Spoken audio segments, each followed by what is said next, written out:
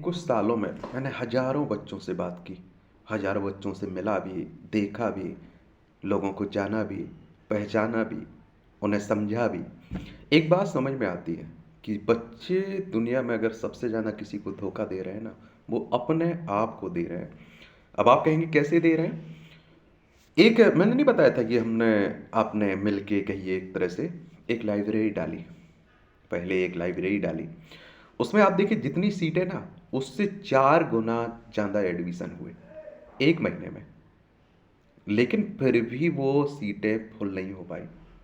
ये समझ में आ रहा है? वो सीटें कभी भरी नहीं है पूरी। कभी ऐसा नहीं हुआ कि डिस्टर्ब हुआ होगा, नहीं भैया वो सीट नहीं मिल रही। 4 गुने ज़्यादा एडमिशन लेने के बाद भी जिसकी शक्ल आप 2 दिन देख लेना, वो 10 दिन गायब रहता है। फिर 2 दिन देख लोगे किसी की शक्ल, वो 10 दिन फिर गायब रहेगा। कोई रेगुलर 1 महीने तक छोड़िए 15 दिन तक आता नहीं है। अब पता नहीं उनके क्या शहर में रहे कि क्या काम चलते हैं, क्या काम आ जाता है इतना ज़रूरी कि भैया बच्चे गायब ही हैं। और इस तरह से पढ़ाई, इसीलिए मैं कह देता हूँ कई बार तो लोग कहते हैं कंपटीशन बढ़ गया भैया, ये हो गया, वैकेंसी कम आ रही। भैया वैकेंसी जितनी आ रही है उतने ही बच्चे पढ़ रहे हैं ईमानदारी से। 90 से 99% मैं गारंटी के साथ कह रहा हूँ बच्चे टाइम पास कर रहे हैं, दिखावा कर रहे हैं, हवा हवाई बातों में बीते हुए हैं। कोई सही दिशा भी नहीं है, सही दिशा लेके पढ़ भी नहीं रहे, पढ़ना भी नहीं चाहते हैं, बस उनसे ड्रामा करवा लीजिए। अब कोई मैंने बताया ना वो विनोद का बेटवा और उसका बेटवा आया, मैं उन्हीं की बता देता हूँ। तो एमपीपीएससी का रिजल्ट आया। अब देखिए एमपीपीएससी का है, यूपीएससी का रिजल्ट आया। रिजल्ट के साथ तो अक्सर ऐसा होता है कि जब रिजल्ट आएगा तो बच्चे क्या कहेंगे, भैया हमें कोचिंग करनी है, यूपीएससी की तैयारी करेंगे, एमपीपीएससी की तैयारी करेंगे, यूपी पीसीएस बिहार पीसीएस की तैयारी करेंगे। भैया बता दीजिए क्या क्या लेना है। तो मैं तो आजकल क्या करता हूँ कि मैं कहता हूँ सिलेबस देखा है आपने भाई, पुराने क्वेश्चंस पेपर देखे हैं, पैटर्न देखा है, क्या क्या पूछा जाता है, कितने नंबर का आता है, क्या है क्या नहीं है, नेगेटिव मार्किंग है या नहीं है, कितने पेपर होते हैं। तो बोलते बोलते भैया ये नहीं देखा हमने। तो मैं कहता हूँ कि गूगल पे जाइए और उसकी ऑफिशियल साइट से सिलेबस पैटर्न पुराने क्वेश्चंस पेपर उठा के देखिए। पुराने क्वेश्चंस पेपर कम से कम 4 से 5 साल पुराने, और फिर उन्हें पढ़िए, समझिए उन्हें, उसके बाद तैयारी करिए। तो वो इतने पे नहीं रुकते हैं, वो कहते हैं भैया वो तो हम कर लेंगे सब, आप किताबों के नाम बता दीजिए। और जिद करके किताबें भी ले जाते हैं। मैं कहता हूँ एनसीईआरटी कक्षा 6वीं से लेकर 12वीं तक की पढ़नी है, कौन कौन सी पढ़नी है भैया लिख दीजिए। वो लिख देता हूँ, वो उसी दिन मैं कहता हूँ पहले इन्हें पढ़ लीजिए 2-3 महीना, फिर आप स्पेशल स्टैंडर्ड किताबें लिखवा लीजिए मुझसे। लेकिन भैया ऐसा नहीं होगा, वो स्टैंडर्ड किताबें हमसे लिखवाएंगे। और मैं ये कह रहा हूं कि वो कोचिंग का नाम पूछ लेंगे, ये पढ़ेंगे नहीं, सिलेबस उन्हें मालूम नहीं है, पुराने क्वेश्चन पेपर नहीं देखे उन्होंने, पैटर्न नहीं देखा। वो बोलेंगे भैया कोचिंग कौन सी ज्वाइन कर ले। मैं कहूंगा कि कोचिंग मुझे नहीं पता है, फिर मैं कहूंगा कि वो देख लीजिए अपने हिसाब से। तो वो क्या देखेंगे, कौन सी कोचिंग से टॉपर्स निकले। और आजकल टॉपर्स का हाल तो देख ही रहे हैं आप लोग कि वो हर कोचिंग से टॉपर निकल रहे हैं आजकल। तो वो उसी कोचिंग को ज्वाइन कर लेंगे। और एक किताबें एनसीईआरटी हो या स्टैंडर्ड किताबें हो, कोचिंग का हाल हो। मैं कह रहा हूं कि हर माँ बाप, अगर आप एक बार कॉल लगा के कह दें ना पापा वो कोचिंग ज्वाइन करनी थी, किताबें लेनी थी, वो इसके ये करना था वो करना था, भाई मैं कह रहा हूं कि दूसरा दिन नहीं होगा उसी दिन पैसे डल जाएंगे। मैं बीएससी कर रहा था, मैं तो कंप्यूटर मेरा काम चल जाता, बिना लैपटॉप के भी काम चल जाता। तो वो कॉलेज में नहीं प्रोग्रामिंग के लिए होता है, तो मैंने एक दिन अपने घर में बोल दिया, जिन लोगों ने मुझे संभालते हैं जो लोग, कि वो हमें लैपटॉप लेना था, कॉलेज में काम पड़ रहा था। मेरे किसी भी दोस्त के पास लैपटॉप नहीं था, मेरा काम चल रहा था, चल जाता काम, और उतना काम जरूरी नहीं था लैपटॉप का। मैं कह रहा हूं 28,000 रुपये उन्होंने उसी दिन डाल दिए। बाद में मालूम चला उन्होंने किसी से उठा के लिए थे, उधार लेके डाले थे।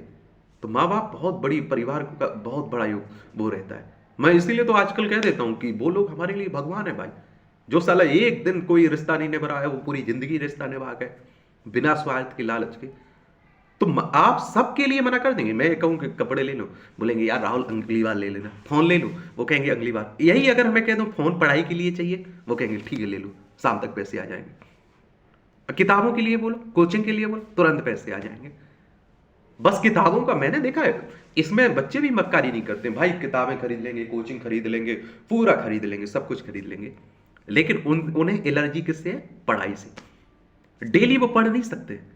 अब भैया मन नहीं लगता है पढ़ाई में। अब हम उज्जैन जा रहे हैं घूमने, कभी कहते हैं इंदौर जा रहे हैं, कभी कहते हैं छत्तीसगढ़, कभी कहते हैं गोवा, महाराष्ट्र, उत्तराखंड। उनका यही घूमना ही चलता रहता है। और फिर आएंगे 2-4 दिन में, पता नहीं कहाँ से मोटिवेशन लेके आते हैं, भैया इस बार फाड़ देंगे पेपर, यही वो शब्द रहते हैं उनके, मैं जो बोल रहा हूँ, भैया इतना सैलरी है, इतना ये है, इतना, भैया अब तो पढ़ना है। और यही देख के मैं देख रहा हूँ कि 2-4 साल में देखते देखते निकल गई उनकी, ये हाल है इनका। और बच्चों का, अधिकतर बच्चों की मैं बात कर रहा हूं, मैं इस लाइब्रेरी की बात कर रहा हूं, मैं कम से कम इनमें 400 से 500 बच्चों से मिला इस लाइब्रेरी में, पहली वाली में। और मैंने देखा कि इसमें मुझे गिनती के 5 बच्चे नहीं मिले जो रेगुलर पढ़ते हो, ईमानदारी से पढ़ते हो। भैया अब 5 ही वैकेंसी आएगी, उन्हीं 5 का होगा जो 5 पढ़ रहे होंगे। मैं ये कह रहा हूं कि 1% बच्चों को सही दिशा मालूम नहीं है, सही किस तरह से पढ़ाई करना है, किस दिशा में जाना है। वो तो यहां से किताब उठाई, आज ये पढ़ ली, आज वो पढ़ा ली, कोई वो ही नहीं है, रेगुलर ही नहीं बैठना चाहते हैं। भैया बड़ी परेशानी है, बड़ी परेशानी, ये है वो है, दुनिया भर का ड्रामा। भैया संघर्ष करना पड़ेगा। पेपर आएगा नजदीक, भैया बहुत पढ़ना है, रात रात भर बैठे रहेंगे, पेपर जाएगा दूसरे दिन से गायब हो जाएंगे। यानी कि साल भर किसी एग्जाम के लिए नहीं दे पा रहे, 5 महीने 6 महीने आप किसी एग्जाम के लिए नहीं दे पा रहे हैं, तो आप भूल जाइए एग्जाम, भूल जाइए आपकी सिलेक्शन पा पाएंगे, ये बात हकीकत है। अगर आप 5 से 6 महीना रेगुलर अपने किसी एग्जाम को टारगेट नहीं रख पा रहे हैं, और रेगुलर नहीं रख पा रहे हैं, 5 से 8 घंटे नहीं पढ़ पा रहे हैं, तो भाई उस एग्जाम को भूल जाइए आप, वो नहीं होगा। बुरा लगे अच्छा लगे, वो सिलेक्शन नहीं होने वाला है, वो टाइम पास नहीं। वो कहते हैं हमारे यहाँ बरसाती मेढक, वो बरसाती मेढक का हाल नहीं है। और यार बहुत देखे आपके जैसे, मैंने फेंकने वाले, फोड़ने वाले, बकवास करने वाले बहुत सारे देखे। मैं कह रहा हूं कि बहुत पानी में देखे भाई, तुम्हारी आशिकी के हमने बहुत खेल देखे, आशिक देखे, लैला मजनू सब देखे, अंत में कुछ नहीं मिलता है उनके हाथ में। ये बात हमेशा याद रखिएगा। लगता है कि हमें हमारा बाप, हम झूठ बोल देते हैं, बाप हमारा समझ में नहीं आता है। वो तो बेवकूफ है, बेवकूफ नहीं है, वो अपना धर्म निभा रहा है, अपना कर्तव्य निभा रहा है। ये बात हमेशा याद रखिएगा। वो मैं कभी झूठ नहीं बोलता अपने, जो लोग हमारे अपने हैं, कभी उनसे तो नहीं झूठ बोलूंगा साहब। भाई मैं कहीं अगर जा रहा हूं तो बता देता हूं भाई यहाँ जा रहा हूं, क्यों? क्योंकि मुझे मालूम है कि वो हमारी उम्र से गुजर चुके हैं, वो जा चुके हैं इस उम्र में जी का। अगर हम आज गलत कर रहे हैं, कुछ गलत वो सोच लेते हैं, तो भाई उनने भी सोचा होगा, उन्हें सब जानकारी। मैं झूठ बोलूं 2 दिन में पकड़ा जाऊंगा, मैं झूठ नहीं बोल पाता हूं, मैं हमेशा सच बोल देता हूं जो भी होता है, क्योंकि यार वो समझदार है, वो उन्हें बेवकूफ नहीं बना सकते हम। अब बड़ी बड़ी फेंकना, भैया ऐसा है, भैया ऐसा है, ऐसा है, ऐसा है, भाई बस पढ़ाई पे सबसे ज्यादा उनका जो कंजूस बना देखता है ना, पढ़ाई पे देखता है। भैया किताबें नहीं ले रहे, वो फोटो कॉपी ना करा ले। ये भी ऐसे भी लोग देखने को मिलेंगे। भैया काहे को, वो बहुत पैसा लग रहा है उसमें, वो नहीं कर रहे हैं, भैया वो कर लेते हैं। करो ना भाई, आप महबूब को लेकर अपना 1000 रुपये उसमें जाके खर्च कर सकते हैं आप, लेकिन पढ़ाई में खर्च नहीं कर सकते हैं। आप अपनी महबूब से 8 घंटे बात कर सकते हैं, कोई परेशानी नहीं होगी, कोई सिर दर्द नहीं करेगा। लेकिन आप अगर पढ़ रहे 8 घंटे बैठ के पढ़ लेंगे, 2 घंटे बैठ के पढ़ लेंगे, आपको सिर दर्द करने लगता है, आपके पैर दर्द करने लगते हैं। किसी ने कहा भैया वो हम इसलिए नहीं आ रहे थे, हमारी तबीयत खराब थी। तो मैंने बोला खाना तो नहीं छोड़ा था ना, खाना तो खा रहे हैं ना? बोले हाँ हाँ भैया। कुछ नहीं होने वाला है, ये बात मान के चलिए, लगभग तय है, ये पत्थर की लकीर है कि जिंदगी में इतना आसान नहीं है सब कुछ। आज जिन्हें जो मिल गया, उन्हें जाकर देखिए, पूछिए ना उनसे, उन्हें बहुत मेहनत की उन्होंने अपने उस पर, टाइम पास नहीं किया। और मैं कई बार कह देता हूं कि वो मैं गारंटी के साथ कह रहा हूं, लिख के दे सकता हूं आपको। आप अगर पॉजिटिव वे में जाएंगे, पॉजिटिव वे में मेहनत करेंगे, 100% देंगे, दुनिया की कोई ताकत आपको सफल होने से नहीं रोक पाएगी, पॉजिटिव रिजल्ट आएगा। भैया वो पीछे का भूल जाते हैं हम। मैंने बोला गर्लफ्रेंड से कब बतियाई थी, वो अपने बॉयफ्रेंड से कब बतियाया था, वो भूले नहीं? भूले ना, क्योंकि उसे आपने अलग तरीके से पढ़ा था। ये आप पढ़ाई जो कर रहे हैं, ये टाइम पास की तरह कर रहे हैं। सबसे बड़ा झूठ तो आपका यही लगता है कि भाई वो चैटिंग चल रही है आपकी फोन में और बगल में आप किताब लेके पढ़ रहा है। मुझे यही समझ में नहीं आता, ये लाइन है यहाँ, वो मोबाइल बोलिएगा टी, वो मैसेज का बोलता है ना रिंगटोन, तो आप उठा के लग गए, अब वो लाइन ही भूल गया, फिर पढ़ने लग गए, फिर 2 मिनट बाद चैटिंग करने लग गए। कई लोगों को, महानताओं को देखा, वो पढ़ रहे किताब, भाई कान में ईयरफोन लगाए हुए, बतिया रहे, गाना सुन रहे। आप एक काम एक बार भी नहीं कर सकते क्या? नहीं कर सकते तो छोड़ दीजिए। अब बहुत सारे लोग मिलते हैं, ऐसा है भैया, ऐसा है, ऐसा है, एक इंसान मिला, मैंने नहीं बताया था, मिला, बोला भैया कोचिंग नहीं ले सकते हम, अब तो ये मैंने सब बंद कर दिया, किताबें नहीं ले सकते हैं। तो मैंने बोला कि वो खाना, भैया हमारे पापा मजदूरी करते हैं कि वो किसी के यहाँ दिहाड़ी पे काम करते हैं, काम नहीं मिल पाता है। अब मुझे भी लगा मेरे कोई जानने वाले हैं, तो उन्होंने बोला भैया कुछ मैं पैसे दे दिया करूँगा, बता दिया करिएगा आप। क्योंकि उनकी स्थिति बहुत बुरी रही थी, तो लोगों ने उनकी मदद की, वो चाहते हैं कि लोगों की मदद करें। मैंने बोला ठीक है भैया, मैं बता दूंगा अगर ज़रूरत पड़ेगी कुछ, और जितना मेरे से हो सकता है मैं करूँगा। भाई उसके खाने पीने की व्यवस्था करवाई, मैंने सामान रखवाया पूरा। मैंने बोला मैं भी मदद करवा दूंगा, करेंगे, मेरा टिफिन आता था, मैं वो भी बंद कर दिया। मैंने बोला सामान वामान पूरा करके रख दिया। भाई घर से आलू लाता था, प्याज लाता था, सब बंद कर दिया, आटा लाता था वो भी बंद कर दिया। भाई हमारे ऊपर पूरी तरह से डिपेंड हो गया। 2-4 दिन बाद बोलता भैया वो रात में 10 बजे बना लिया करेंगे। मैंने बोला जब तुम्हारा मन है, पढ़ाई पे मन लग रहा है तुम पढ़ो, हम तो कभी भी बना लिया करें, खा लिया करेंगे।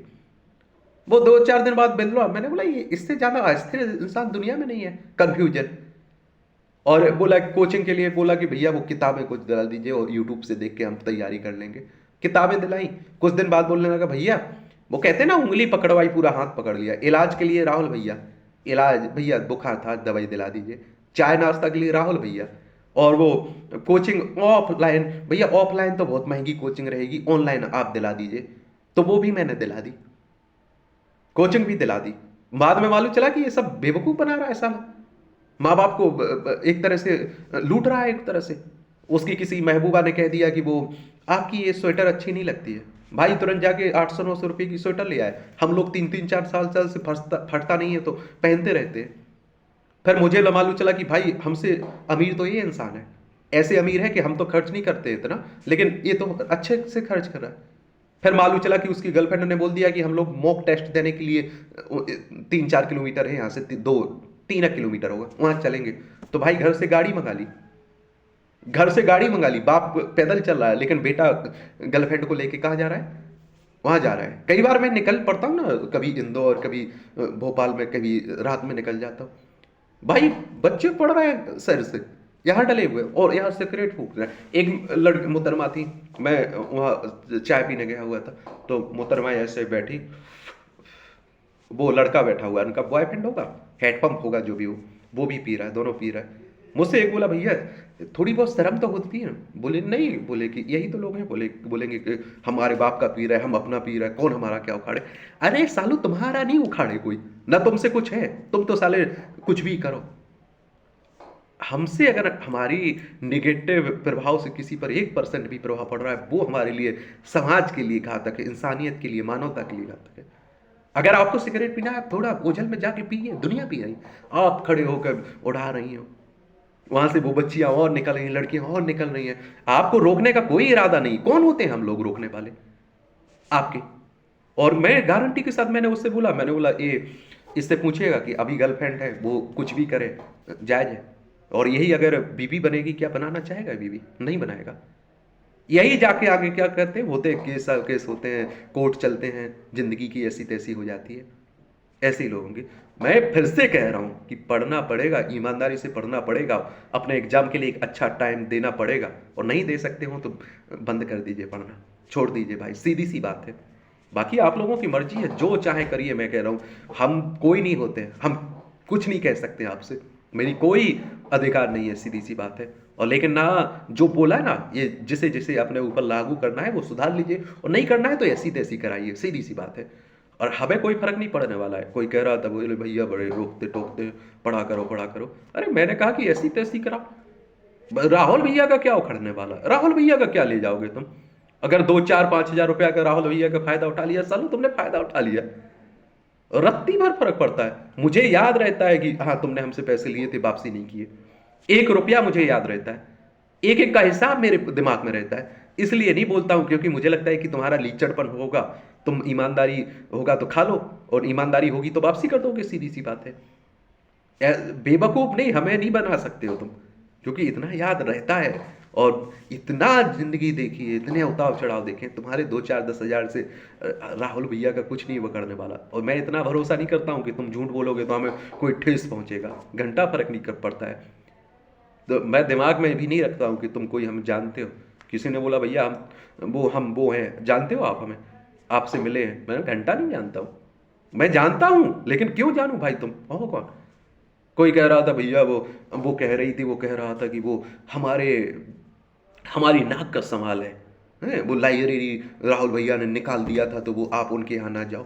मैंने बोला साले तुम आए क्यों हो यहाँ, अगर उसकी नाक इतनी बड़ी है? और मैं तो यही भूल गया। अब साला तुम अगर यहाँ अयासी करोगे, यहाँ लड़कीबाजी करोगे, यहाँ तुम गर्लफ्रेंड बॉयफ्रेंड वाली करोगे, तुम अपने बॉयफ्रेंड से वहाँ बते आओगे, क्यों नहीं रोके भाई? भगा दिए हो जाओगे, बाहर के भगा दिए जाओगे। कोई कह रहा था देख लेंगे, मैंने बोला साला देख लेना, शकल ये है, उखाड़ ले जो उखाड़ पाए, तो चुपचाप चले जाते हैं। तो याद रखिएगा, थोड़ा पढ़िए, मैं कहता हूँ 5-7 घंटे उस लाइब्रेरी को लाइब्रेरी रखिए, पढ़ाई को पढ़ाई का घर रखिए, रूम रखिए, उसे गलत मत बना दीजिएगा, ठीक है? बाकी रोना गाना ये चलता रहता, रोते हैं भैया, हम हमारा वो भैया बोलते हैं उसे हम, नहीं हम दीदी बोलते हैं। अरे सालू तुम्हारा वो कैमरा पप्पा लगा हुआ है, उसमें दिखता है कि तुम क्या हरकतें कर रहे हो, इतना तो सोच लिया करो। वहाँ सामने लगा हुआ है, पता है कि कैमरे में रिकॉर्डिंग चलती है, सामने यहाँ राहुल भैया के यहाँ पूरा सिस्टम लगा हुआ है, उसमें दिख जाता है सब, तुम जो अयासीबाजी करते हो दिखता नहीं पूरा, फिर भी तुम मरे जा रहे सालों। क्या करना, मरो, मैं तो कहता हूँ भाई, राम नाम सत्य कर देंगे हम। नमस्कार, धन्यवाद। ईमानदारी से पढ़ो, पढ़ना है ईमानदारी से, 100% दो अपना जो भी काम कर रहे हैं भाई। धन्यवाद।